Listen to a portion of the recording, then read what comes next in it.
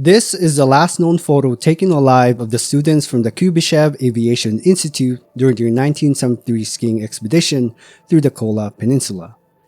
Their story shares haunting similarities with the well-known Dyatlov Pass incident that occurred 14 years earlier in 1959, both surrounded by secrecy, unanswered questions, and decades of silence.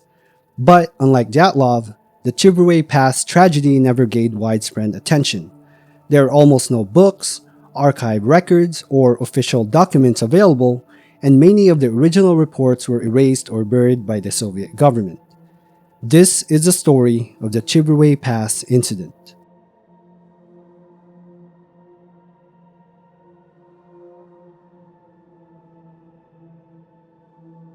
The Dyatlov Pass incident has been talked about so many times that it's become one of the most recognizable hiking tragedies in modern history.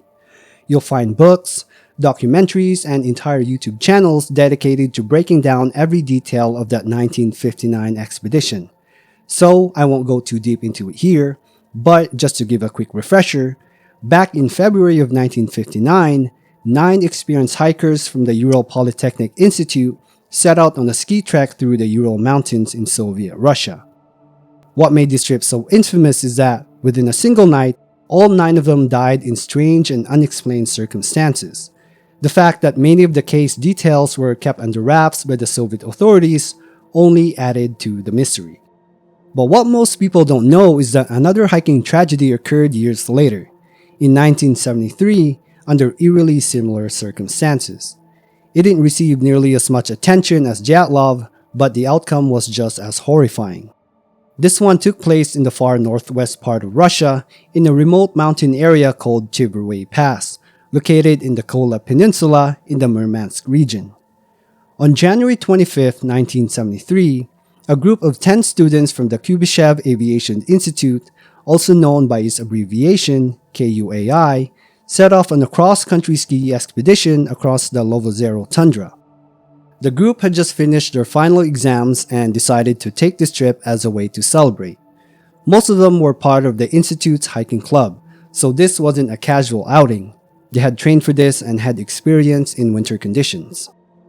Leading the group was 24-year-old Mikhail Kuznetsov, who was considered the most experienced of them all. He had already completed multiple expeditions in the region, and this particular route was familiar to him. Alongside him was 26-year-old Lydia Martina, who was the oldest in the group and with equal experience. Also joining them were 23-year-old Valentin Zelmenov and Ilya Altshuler, both recent graduates and also seasoned hikers with several successful treks under their belts.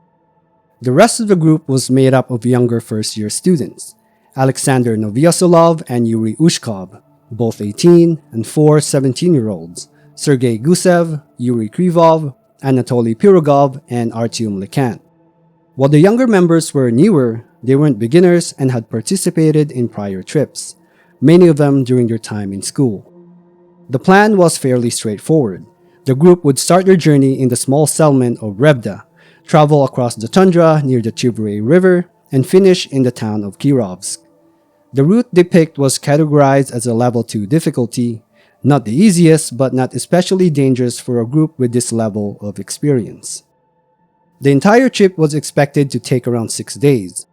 Kuznetsov had done the same route 3 times before, while Valentin had completed it twice, which gave the group added confidence that they could handle the terrain and the conditions even during the coldest part of winter. In the week leading up to the expedition, the group spent their entire time preparing all the necessary gear, checking supplies, organizing food, and going over maps and checkpoints to make sure everything was in place. Before heading out, they stopped by a local cafe where they met a mine worker named Lev Gugel. He struck up a conversation with the group and ended up warning them about an incoming storm that was expected to hit the area around the same time they'd be making their way through the mountains. Whether they brushed off the warning or genuinely believed they were equipped to handle it, we'll never really know. But despite the alert, the group left as scheduled. Lev would become the last known person to see them alive. When they started their trip on January 25th, the temperature in the region was already well below freezing, hovering around minus 24 degrees Celsius or about minus 11 degrees Fahrenheit. The wind wasn't too strong at that time, and for that first day, things went as expected. The group made good progress and eventually set up camp for the night just past a section of the Lovozero tundra known as the Chivruay Pass. By all accounts, morale was high, and the weather, while cold, hadn't yet taken a serious turn. The following day, January 26, the situation began to shift. The weather grew noticeably worse, with wind speeds increasing and temperatures dropping even further. Still, the group kept moving. They followed the Chivruay River and eventually stopped in a wooded area where they prepared a hot meal. This location offered shelter from the worsening wind, and it was a logical place to set up camp. But for reasons we still don't fully understand, they didn't stay and waited for favorable weather conditions. Instead, they packed up and decided to continue their journey further up into the mountains, even as daylight faded and conditions grew harsher. They pushed forward through Chivruay Pass and eventually chose to set up camp on an open plateau, far above the tree line and fully exposed to the elements. Unlike the wooded area they had just passed, this new location offered no natural protection from the wind, which was now reaching extreme speeds. Weather stations in nearby villages later reported wind gusts hitting up to 180 kilometers per hour or around 112 miles per hour. On the Beaufort scale, that level of wind is considered a full-blown hurricane. This exposed position, combined with bitter cold and heavy snow, left the group in an incredibly vulnerable position. The exact timeline of what happened next remains uncertain, but it's believed that something went wrong between the night of January 26th and the early hours of January 27th. One day after the KUAI group had set off their expedition, another group of mountaineers began their own journey in the same route. This group, made up of students from the Moscow Aviation Institute, was led by a man named Viktor Samodolev. Like the KUAI team, they were also in a winter skiing trek through the Kola Peninsula and eventually found themselves passing through the same route near the Chivruay Pass. As they made their way across the pass, the MAI group encountered something completely unexpected and deeply unsettling. Lying directly on the snow, they found the frozen bodies of 5 hikers, later identified as Mikhail Kuznetsov, Sergei Gusev, Yuri Krivov, Alexander Novyosolov, and Anatoly Pirogov. The discovery was both tragic and confusing. At first, the MAI group didn't know who the individuals were, but they quickly found clues. Mikhail Kuznetsov's identification card helped them confirm his identity, and the group's clothing bore patches with the letters KUAI sewn into them, revealing which institute they were from. The way the bodies were positioned told a chilling story. According to the MAI group and later search teams, the 5 hikers were lying in a row directly on top of their tent. Kuznetsov was first in the line, followed by the other 4, and it was evident that they had tried to use the tent fabric as shelter. The conditions at that time included hurricane-force winds, which likely made it impossible to pitch the tent properly. So instead, they appear to have laid the tent out on the snow and tried to lie on top of it, hoping to use the fabric as a windbreak. Kuznetsov had wrapped a rope around both ends of the tent and was attempting to pull it over the others to protect them from the cold. He was the only one found lying on his back, with his arms still raised and frozen in place, still holding onto the rope. The rest were on their sides facing towards him. Despite their efforts, they were exposed to severe wind and extreme cold, and all 5 eventually succumbed to hypothermia. Viktor Samodolev took a photo of the scene, capturing the exact moment they found the group. By January 30th, the MAI group had reached the town of Kirovsk, where they immediately reported the bodies they had discovered to the local authorities. One of the individuals they notified was Vladimir Borzenkov, who was leading the search efforts on behalf of the Moscow Aviation Institute and would go on to play a key role in the search operation that followed. On February 2nd, the first 3 major search operations was launched to locate the rest of the KUAI group. The search team reached the site where the 5 bodies had been found and quickly set up a makeshift cabin to search as their base of operation while combing through the surrounding terrain. Borzenkov, who was familiar with the Dyatlov Pass tragedy, remembered how investigators had used the stopwatches of the victims to help determine the approximate time of death. Wanting to apply a similar method, He ran his own experiment on site to test how long a watch would keep running when exposed to extreme cold. He found that after 2.5 hours of exposure to sub-zero temperatures, the watch would stop. Based on this, they estimated that the 5 hikers had likely died a few hours before 1 o'clock, although it remained unclear whether it was early in the morning or the afternoon. Despite extensive searching in the immediate area, no other bodies were found during that first search. Days later, however, the discovery of 2 more victims was made under unusual circumstances. A helicopter delivering supplies to the search team caused snow to blow off the ground in a nearby area, and underneath the drift were the frozen bodies of Lydia Martina and Alexander Ushkov. The remains were found about 300 meters away from the original 5 and showed clear signs of paradoxal undressing, a condition that can occur during the final stages of severe hypothermia. As body temperature drops, the brain begins to go on a last-ditch effort to save the body, causing the person to feel an intense sensation of heat. This leads them to remove their clothing, despite being in dangerously cold conditions. Later in late May, as the snow began to melt and the lower elevations become accessible, 2 more bodies were discovered. These belonged to Valentin Zemlyanov and Artyom Lekant. They were found at the bottom of a gorge below where the first 7 victims had been located. Investigators believed they had attempted to descend the slope in search of shelter, but eventually found themselves in a position that offered no better protection than the plateau above. The final member of the KUAI group, Ilya Altshuler, wasn't found until June 1st. His body was discovered not far from the searcher's cabin, just below a rocky section of the Chivruay Pass. From a distance, something about the snow looked unusual. When the searchers investigated, they found his remains partially exposed by the melting snow. With all 10 members of the KUAI group now found, the question facing the searchers and investigators was how and why the group had separated in the first place.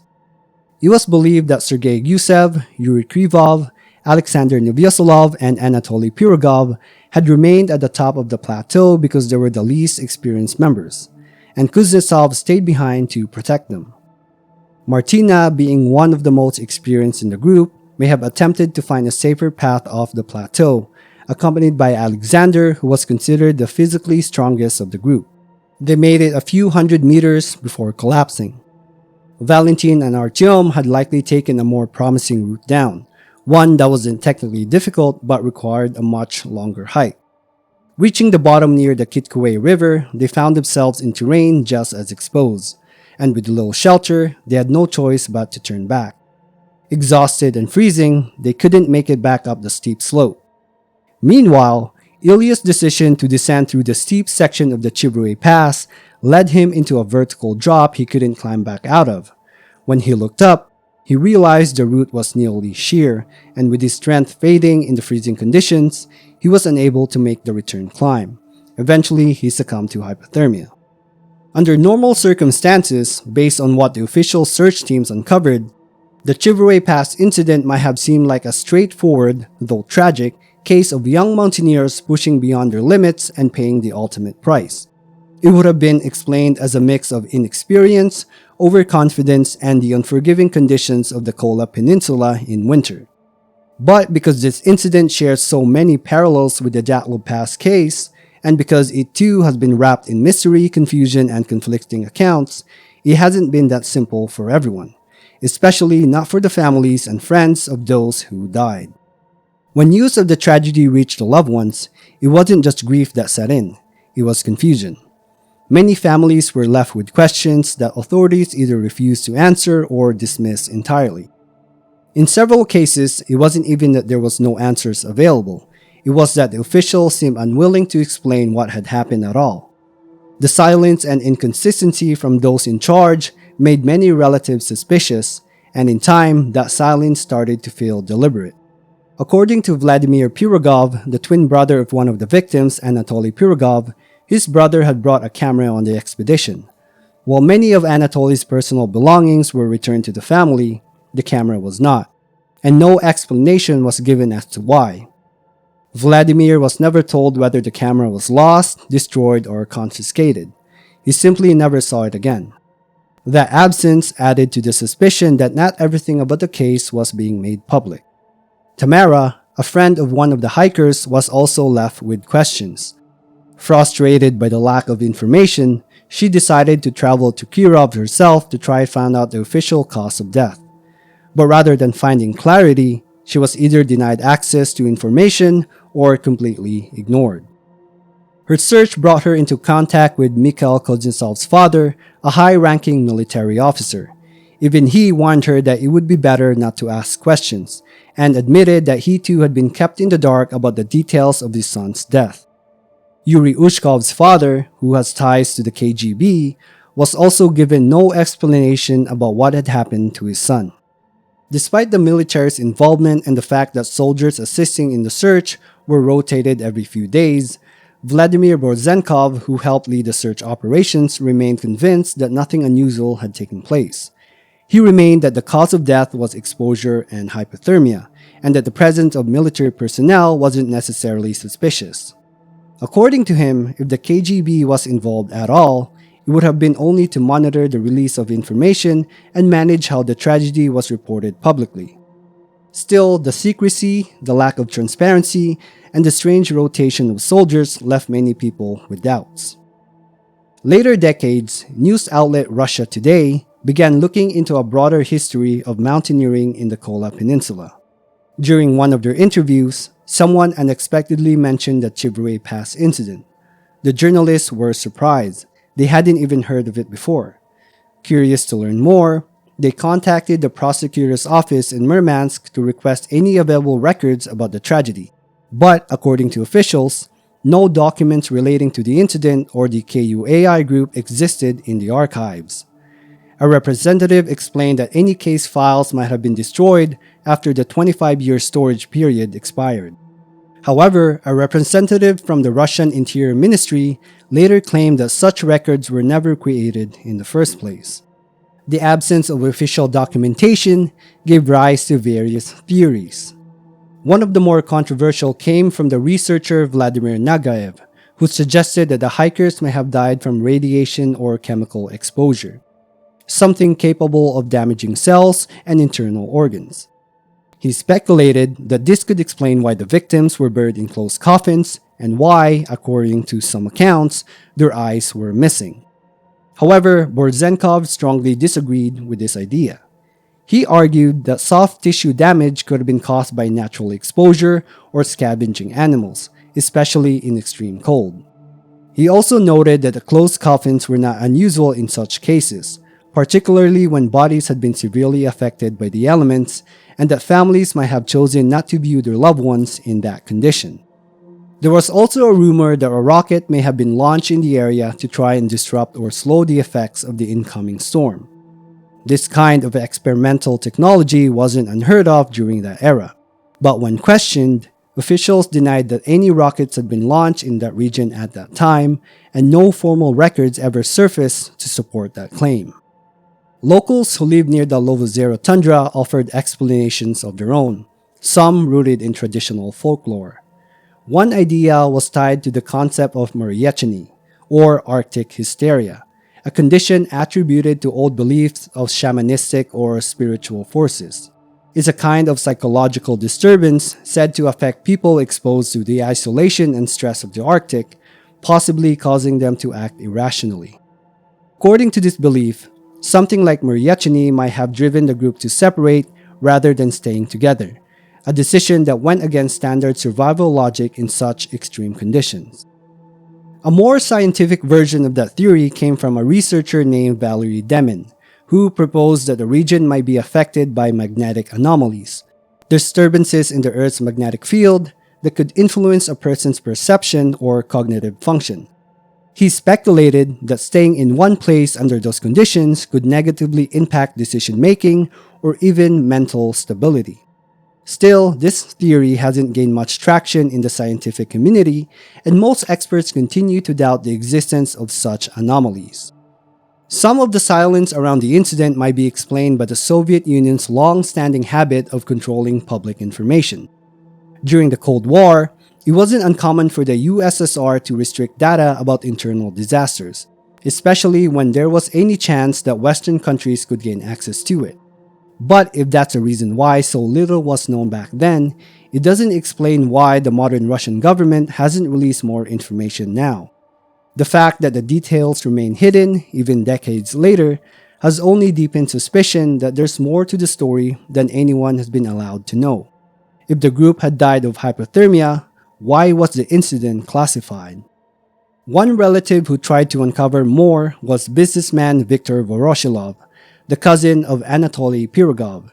He had only been 2 years old when the incident happened, but as he grew older, he began hearing more about it from his family. Eventually, those stories led him to start his own investigation. In 2019, he announced that he would follow the same route the group had taken, and he intended to do it in the same month under similar conditions. His family pleaded with him not to go, warning him that it was too dangerous. Victor was successful during his January trip. Victor wanted to do another expedition in October of the same year to make a documentary. But just 2 weeks before his planned trip in October of that year, he was murdered by a disgruntled customer. There are several striking similarities between the Dyatlov Pass and the Chivruay Pass. In both groups, despite their mountaineering experience, the members made the unusual decision to split up and leave the relatively safety of their camps, something that goes against standard survival practices in severe weather. Interestingly, both groups passed by ancient petroglyphs etched into rocks shortly before their death. Whether this detail holds any real significance or merely coincidence remains unclear, but it has been noted by multiple researchers as a curious link between the two incidents. There were also questions about the group's members themselves. In the Dyatlov Pass case, one hiker in particular, Semyon Zolotaryov, stood out.